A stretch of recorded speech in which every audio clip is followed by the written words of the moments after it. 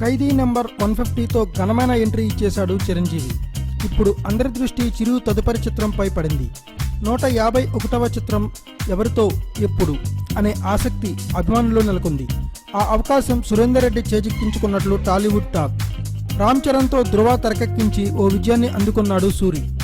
ఆ సమయంలోనే నీతో ఓ సినిమా చేస్తా అంటూ చిరు మాట ఇచ్చాడు.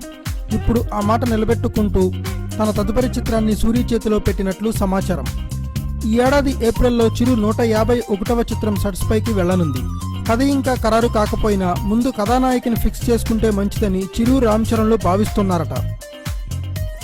అందుకే కథానాయకుల వేట మొదలుపెట్టినట్లు తెలుస్తోంది. అందులో భాగంగా అనుష్కను సంప్రదించే అవకాశాలున్నట్లు సమాచారం.